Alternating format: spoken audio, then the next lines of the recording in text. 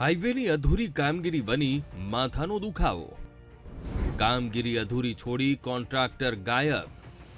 કોન્ટ્રાક્ટરના વાંકે પ્રજા પરેશાન. અમદાવાદ શહેર વિકાસની હરણફાળ ભરી રહ્યું છે, પરંતુ ક્યાંક તંત્ર અને કોન્ટ્રાક્ટરની આળસ વૃત્તિ શહેરના વિકાસમાં રોળા નાખી રહી હોય તેવો ઘાટ જોવા મળી રહ્યો છે.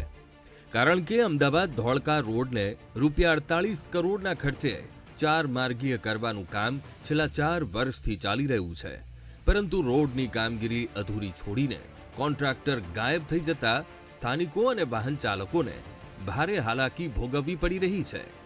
સરખેજથી ધોળકા તરફ જતા રોડને ફોરલેન કરવા માટે 2019માં કોન્ટ્રાક્ટ આપવામાં આવ્યો હતો અને 18 મહિનામાં કામ પૂર્ણ કરવાનું હતું, પરંતુ આજ સુધી આ કામ પૂર્ણ નથી થયું.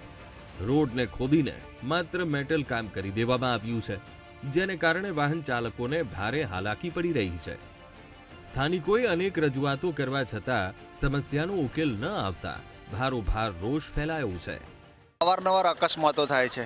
રોડની બંને સાઈડો ખોદીને મોટા મેટલ કામ પૂરા કરીને ત્યાં મેટલ નાખી દીધા છે, જેના હિસાબે નાના સાધનો પણ સ્લીપ થઈ જાય છે. હવે જનજાગૃતિના યજ્ઞમાં અમે નીતિનભાઈ ગડકરી સાહેબશ્રીને ઈમેલ દ્વારા જાણ કરી, કલેક્ટર સાહેબશ્રીને ઈમેલ દ્વારા જાણ કરી, પણ ફરિયાદનું નિરાકરણ હજુ સુધી આજ દિન સુધી આવેલું નથી. આપ સાહેબશ્રીઓ જોઈ શકો છો, આ રોડની હાલત એટલી બધી બદથી બદતર છે કે નાના સાધનો તથા મોટા સાધનોનો 25થી વધારે અકસ્માત મેં મારી નજર સામે નિહાળ્યા છે. અને અહીંયા સ્કૂલે જતા બાળકો, વિવિધ પ્રકારના વેપાર વર્ગવાળા માણસો, જેમને બધી રીતે અડચણરૂપ થાય છે. અને મેન મુદ્દો એવો છે આ રોડનો કે આ રોડ ભરચક રહ્યા છે, જેના હિસાબે સાઈડમાં જે મોટા મેટલનું કામ કરેલું છે તેના દ્વારા નાના વાહનોનું સ્ટેરિંગ ઉપર કાબૂ રહેતો નથી.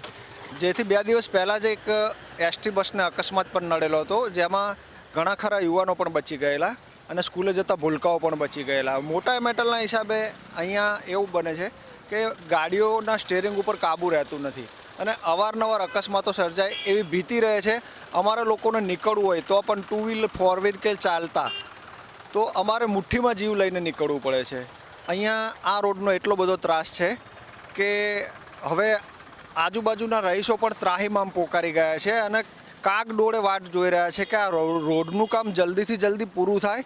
આ રોડ છેલ્લા 3-4 વર્ષથી કોચંડે પડેલું કામ કોન્ટ્રાક્ટરો કરતા નથી અને વારંવાર પરેશાની ને વારંવાર એક્સિડન્ટો બને છે. બહુ મુશ્કેલી અનુભવી છે. ખેતરમાં જવું હોય તો એની સાઈડનું કામ બાકી હોય, મેં પડી જવાની બીક રહે, મેટલો છે નાખેલા, હા, એના હિસાબથી બહુ મુશ્કેલી રહે. સ્થાનિકોની ઉગ્ર રજૂઆતને પગલે હવે તંત્ર દ્વારા કોન્ટ્રાક્ટરને નોટિસ આપી સત્વરે રોડનું કામ પૂર્ણ કરવાની સૂચના આપવામાં આવી છે અને એપ્રિલના અંત સુધીમાં કામ પૂર્ણ કરવાની ખાતરી આપવામાં આવી રહી છે. જો કે બીજી તરફ કોન્ટ્રાક્ટર એવો આક્ષેપ કરી રહ્યો છે કે સરકાર પાસે પૂરતું ભંડોળ નથી, જેને કારણે કામમાં વિલંબ થયો છે. ત્યારે કોન્ટ્રાક્ટરના આવા આક્ષેપોને ધારાસભ્યએ નકાર્યા છે. પણ રોડનું કામ પહેલાં આપ્યું ને જ્યારે, એ પછી કોરોના આવ્યો હતો અને કોરોના પછી એ લોકોનું કામ બંધ રહ્યું હતું, મજૂર ભાગી ગયા હતા અને એ બધું થયું હતું. અત્યારે એને નોટિસ પણ આપી છે અને આ હમણાં મેં ઉપરી 2-3 મિટિંગો લીધી છે આરએનબીના અને વિભાગના જરૂરી જે બધા ડિપાર્ટમેન્ટ જોડે, અને બધાએ ખાતરી આપી છે કે એપ્રિલના એન્ડ સુધીમાં આ રોડનું કામ પૂરું થઈ જશે. નહીં તો ડિપાર્ટમેન્ટ પણ કરી નાખશે, પણ એપ્રિલના એન્ડ સુધીમાં રોડનું કામ પૂરેપૂરું 100% કામની કામગીરી પૂર્ણ થઈ જાય. દિગ્વિજય કન્સ્ટ્રક્શન કે એવી કોઈ કંપની છે, એને ટેન્ડર મળેલું છે, પણ એને કોઈ કારણસર કામ કર્યું નથી, એ હકીકત છે. પણ હવે એમ આ માર્ચના એન્ડ અને એપ્રિલના એન્ડ બેની વચ્ચેના સમયમાં એક છેલ્લા એપ્રિલ સુધીમાં કામ પૂરું થઈ જશે. ના, સરકાર પાસે હજારો લાખો કરોડો રૂપિયા છે. આટલા બધા બ્રિજો બને છે, આટલા બધા ઓવરબ્રિજ બને છે, 4 લાઇનના 6 લેન થાય છે. એ ખોટી વાત છે. કોન્ટ્રાક્ટરની વાત એવું નથી, પણ એને કામ કરવું પડશે અને એપ્રિલના એન્ડ સુધીમાં એને કામ પૂરું કરવાનું જ છે. રોડના ખોરંભે ચઢેલા કામને લઈને જ્યારે માર્ગ અને મકાન વિભાગના નાયબ કાર્યપાલક ઇજનેરને પૂછવામાં આવ્યું તો અધિકારી તરફથી કંઈક આવો જવાબ મળ્યો. આ કામગીરી દિગ્વિજય કન્સ્ટ્રક્શન કંપનીને આપવામાં આવેલ હતી 2019 10મા મહિનામાં. ત્યારબાદ ફોરેસ્ટ ક્લિયરન્સ અને ઇલેક્ટ્રિક લાઇન શિફ્ટિંગમાં ડિલે થવાથી થોડું કામ વિલંબમાં હતું. પછી કોરોનાનો સમયગાળા હતો, પણ એમાં અમે ટાઈમ લિમિટ વધારી આપી છે એમના ચોક્કસ કારણોના લીધે.